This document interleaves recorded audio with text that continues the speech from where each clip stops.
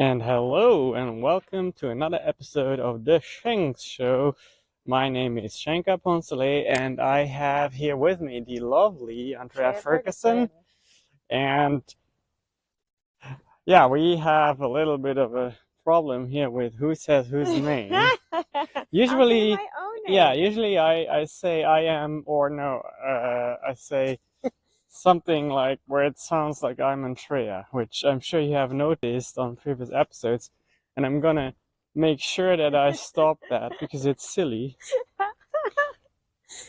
to That's Andrea's all right. enjoyment. Yes, it is. Okay. Well, we're going to chat a little bit about the recession today, and that is something that we will talk about often in But the we're next going weeks. to talk about memories of the first recession that happened while we were. Well, before you get started, I want to kind of leave an important message Go to for our it. audience, and that is that as this hits us all, just know that we are there for you.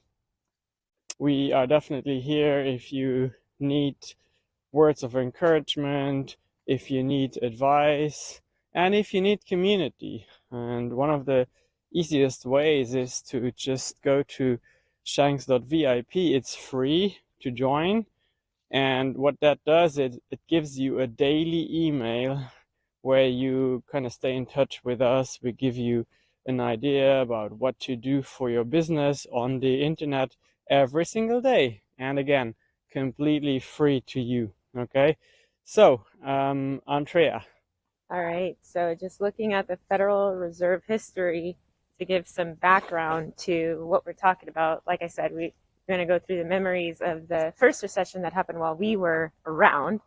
I think you mentioned the dot-com recession in 1998 or something like that, but I wasn't really I was in the 7th, 8th grade, and you would have been in high school or something like that. But this one, the great, yes. I don't know, was the dot-com in 98? That was kind of a guess. Might have been the early 2000s. It was the early 2000s. So you were on the, well, it says the dot-com bubble was a stock market bubble in the late 1990s. Okay. A period of massive growth in the use and adoption of the internet. So it would have maybe affected us until the early 2000s. Yeah. But the point is that this was the Great Recession. It was significant because it was the longest economic downturn since World War II. The Great Recession began in December 2007 and ended in June 2009. Okay. Which makes it the longest recession since World War II. And it had several noticeable severe effects. We'll say that much. But I'm going to go from my memory rather than reading a bunch of statistics that everyone could look up online. Here's what I remember from the recession that mostly, I would say the 2008-2009 recession. Number one, I remember there was a lot of panic. I remember that Obama was in the White House. I remember I was graduating from the University of Arizona, so I was graduating from undergrad. And we were all excited prior to that point. We were all ready to enter the workforce, and we were all looking around the labor market. But then things took a swift turn. When the 2008-2009 recession hit, it just kind of gobsmacked us. I mean, houses were foreclosed. People were losing their job left and right. And plants were being shut down. I remember my dad, who had been in the same job he was a supervisor of fiberglass systems. And he had been on that as a supervisor for 30-something years. So he must have been on the job plus 30 years. And it was the only job I ever had known him to have. We were economically stable. Everything was consistent. And then suddenly the plant shut down. What did that do? Well, fortunately, he had the opportunity to take up a job at a different plant. Unfortunately, it might have been out of the country because this was basically, I believe, mostly the U.S. that was affected. And I wish I knew all of the nitty-gritty details, but I'm just going to talk about, like I said, how I remember being affected. And the difference, I think, between this one and that one, which, again, this was the longest, and it wasn't even really that long. But I feel like the one coming is like global, a global catastrophe, because this was specifically, I think, the US that was mostly affected. Um, and yeah, I just remember housing market was down. Everything was, everything just sort of sucked. And I don't know if you, do you have any memory of that because you weren't in the US? No, not much, because I was actually in Luxembourg and I was a police officer and I had a very stable, predictable income, and it had no impact on me, to be honest. Mm-hmm. Yeah, and I guess that's one of the advantages of having a government job, is that it's super stable, very recession proof, which is great. But of course, on the flip side, you also cannot leverage any opportunities in more prosperous times, because you're always going to be on the same track. So it's going to be predictable and stable. And if that is what you're looking for, there's nothing wrong with that. Absolutely not. Mm-hmm. Now, of course, you and I know nowadays we are on the entrepreneurial track. We're business owners. So it's a very different situation. Absolutely think so. So if the main cause of the last recession and the one we're facing are obviously different. The 2008 financial crisis began, it says, with cheap credit and lax lending standards that fueled a housing bubble. When the bubble burst, the banks were left holding trillions of dollars of worthless investments in subprime mortgages. The Great Recession that followed cost many their jobs, their savings, and their homes. What is the cause of the current situation that we're facing right now? Yeah, what is the cause? I would say a lot of it has to do, in my opinion, with the international situation of a war, which has driven the cost of energy through the roof. And it has really also impacted logistics very heavily. Everything that is typically imported affordably is no longer affordable. Components are hard to get by, or they're not to get by at all, which really slows down growth, because people order and nothing arrives, or it arrives late. So I think that is a big, big problem. And yeah, are there any, based on your findings, are there any other reasons that are being highlighted?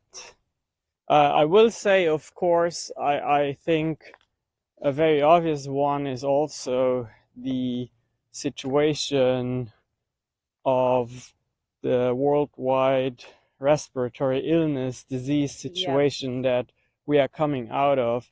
Right. And where throughout the world, governments, for understandable reasons, have injected loads of cash into their markets, into the pockets of consumers, into the pockets of employers. Yeah. And in economics, we refer to that as the government printing money, right? Yeah. It's just flooding the market with money because people need to survive. And what happens is that people will spend the money. That's precisely why they print it in the first place.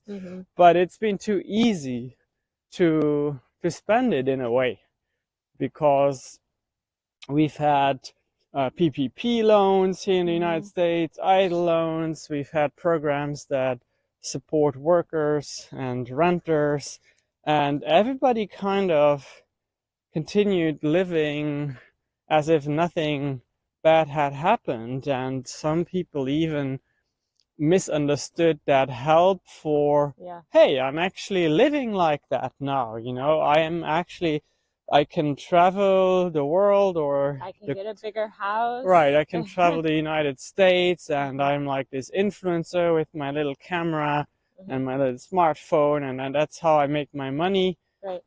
And now I think people are waking up to a harsh reality, because one thing I believe that nobody could predict was, of course, the war in Ukraine. I mean, I don't think that had the government known that that was on the horizon, that they would have printed so much money, but that was not predictable. So that happened. Yeah. Although some politicians say that it was kind of a thing that was predictable, but you just never know when exactly the situation will de-escalate. Well, I think that we had a politician in the White House who knew that we were going to face a recession and tried to. I mean, I spoke with an advisor to the White House who... Oh, you sound so important right now. You spoke with an advisor to the White House? I am important. I know, but Thank you very much. You know, ouch! Did y'all hear that? What the hell? That's not what I meant. Yeah, okay. It's, babe, you sound like, okay, I am 1 degree removed from the president. If I need to, I can because you know why? No. Because in 2020, we were sitting down and we were having lunch and dinner. We had multiple meals with Marty McCary, Dr. Marty McCary, who is a news correspondent to various news outlets and has been to the White House several times and has advised the White House and has advised those that advise the people that advise the White House. Yeah, you're right. Yeah, and you know what he said? He said the reason the current administration was trying to avoid recession. I mean, he didn't say recession in those words, but that's basically what it is. So anytime you have inflation that rises above 4% and unemployment that rises with it, you know bad things are going to happen. What happened? The market fell apart slowly but surely because the supply chain fell apart. And you can predict what's going to happen when you're telling people to shut down, and then there are ramifications legally for operating anyway. It was inevitable that we would get to this point, even though it took us a year or so to get there. And the whole reason to underplay what was happening, whether you believe it was right or wrong, the reasoning behind it was to avoid or at least stall the inevitable, which is a recession. And so now we're in this situation. And as you said, the very scary thing about it was that in the past, the people affected, the 2008 recession, from what I remember, of course, there are obvious nations that will be affected because the U.S. is a superpower and there are countries depending on our work is interdependent. So obviously, if our supply chain is affected, their supply chain, that's how things work. It's not just the U.S. this time.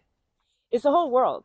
The whole world. So I was able to kind of get around by going to other countries. It wasn't even intentional. It was just that cross-section in my life where I had graduated college. I had just come back from Brazil anyway. I wanted to go back, but decided to go to England to do my master's. And then after England, I went back to Brazil, and then I went to South Korea, and then to Spain. And it just worked out that way for me, that I wasn't affected in the same way. This time, where do you go? Yeah. Everywhere, people's currency is dropping. Everywhere, people are relying more and more on the US dollar, but then that's going to fall too. And like you said, all of these influencers and stars and rise to fame, people are going to be the worst, the most affected, because they really won't have a job to go back to, because everybody's getting laid off. So, and that's a good point. So what are you going to do? I mean, you really don't have a choice. You got to at least try. And there's going to be loads of workers, and loads of people. Really bleak. Sorry. Well, there's loads of people who are going to start freelancing, who are going to start opening their small businesses. and they won't have any experience doing that. Right. That's again where I say, come join our community. You know, we have a community where we meet every day and we talk about how do you get your business up and running? What do you do today to get clients? And that is more information on that can be found on the contentmasters.club. You know, you just go to your browser, enter contentmasters.club, and you'll have testimonials from people who are doing that right now with us. So it's just so important that you have a community that doesn't have a mindset of like poverty and of losing. Oh, absolutely.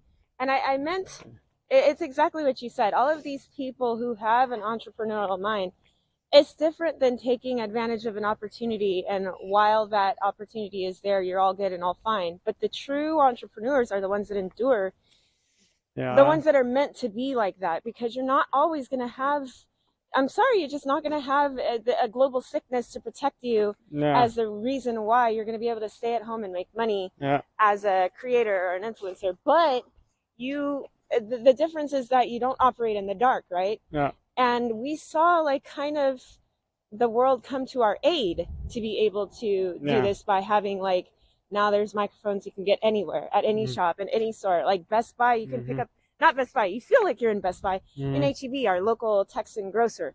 I mean, that was unheard of 2 years ago. You couldn't just walk in and get a ring light and get this and that. You'd have to go to specific stores or specialty shops to pick up tools that would help you.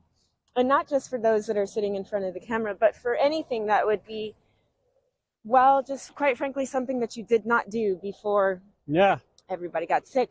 But now that we have these tools, we're still set up.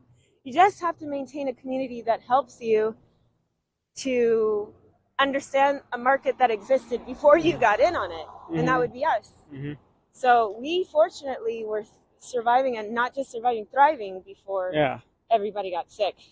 Well, and that actually, I almost forgot, but tonight at 6 p.m. Central Time, we have a masterclass on creating a business plan. And we have a guest speaker, Charles Klasson, who is an absolute genius in creating business plans.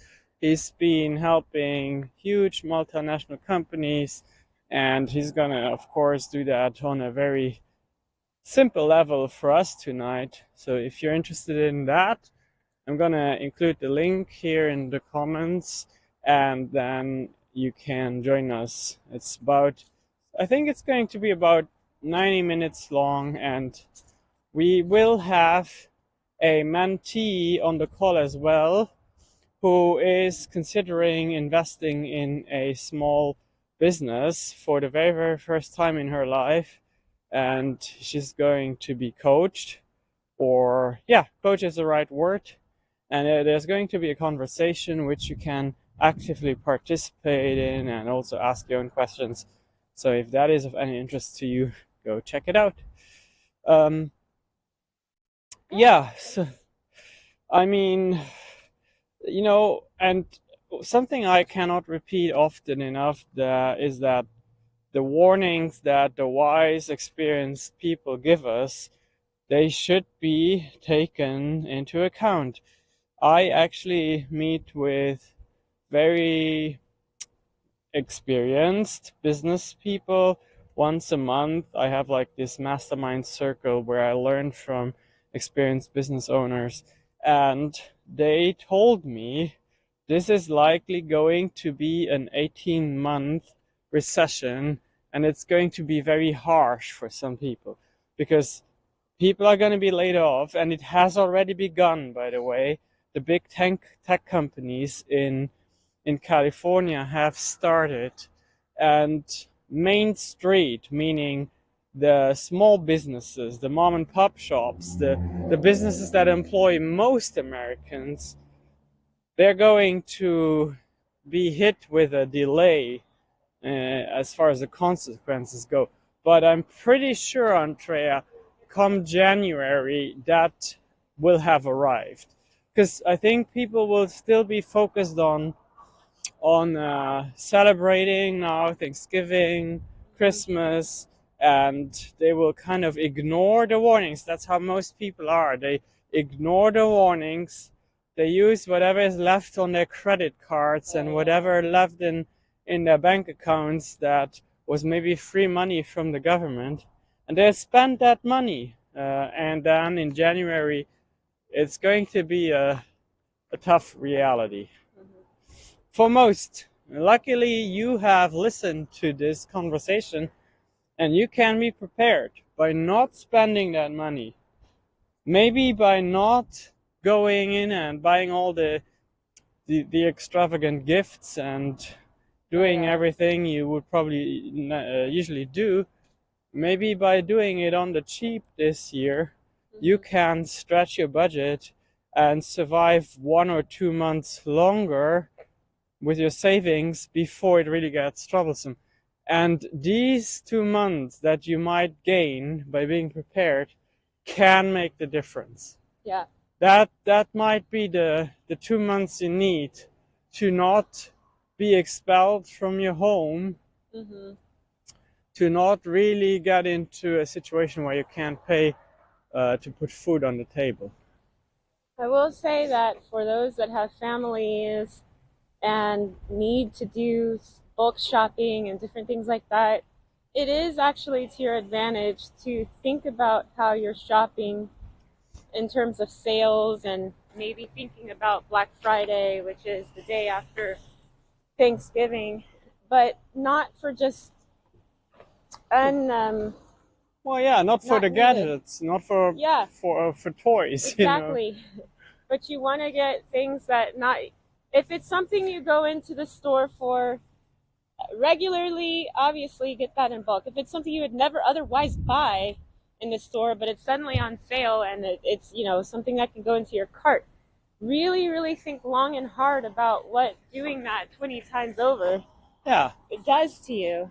Yeah, and we do the same in our household. Like, for example, Andrea will have to resist on those chocolate bars that she wants to get. That was a strategic buy. That was absolutely planned. And that new dress that you are eyeing, he's Andrea. Messing with me right now. That wig that you want, okay, no. The wig is true. The wig is true. What? How did this suddenly become throwing me under the bus? Well, I mean, Mr. Mango Man. I thought I was going to be practical here and just leverage the situation to Mr. teach you a lesson. Every single time. Anyway, but yeah, I guess all I'm saying is obviously just use the sales to your advantage to think about goods that you really need. Yes. And to store up for the winter. It's winter now. It's interesting how the seasons sometimes mimic the reality of what's happening in like the economic world and these kinds of things. You've got to be ants. Yeah, and I'm sure some of our listeners are smart business owners, just like you and I, and they have large cash reserves. Andrea and I, we have cash reserves, and we always save money for a rainy day. Okay, and the rainy year has arrived. So there is plenty of opportunity out there when everybody is in panic and in survival mode. You can snatch up some great deals, and that is what the smart business owner is doing right now. Real estate is at a discount. Assets at our discount. Very skilled labor is at a good discount, and I'm sorry that this sounds like that, but to some degree that's the reality. That's how a business owner thinks, and I need you to know that. So but there's always hope. And just remember that it's always, always, always in your mind. And when you fortify your mind, don't stop doing the things that work. Yeah. You cannot let up. Now is not the time. You really have to push forward and continue to work out so that your physical body is taking over when your mind's going to give out. That's the last thing you need, is a body that doesn't cooperate because you have mistreated it. And do all of those things. The higher level of stress, the more quiet time that you need. Harvard Business Review article talks about that. find the quiet times, find the space to reflect and to just really gird yourself up, and don't fall into the panic.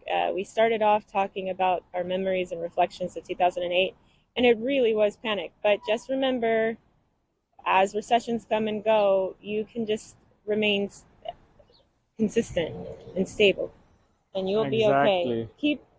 Keep up with us. Join our community. Put your notification on, like, subscribe, and I'm going to do something very special for our listeners right now. Okay. The speech tonight about creating a business plan is $20. But today, on the 21st of November, I will do something very special for you. If you go to the link that's below this video and you register, you can use the code GROW, GROW, which will let you in for free. Only today, on November 21st. So you have no excuse. Go be proactive. The worst case, you walk away with a lot more knowledge to start your own business, and that's what it's about right now. Again, during the recession, you want to take advantage of the opportunities because they are out there.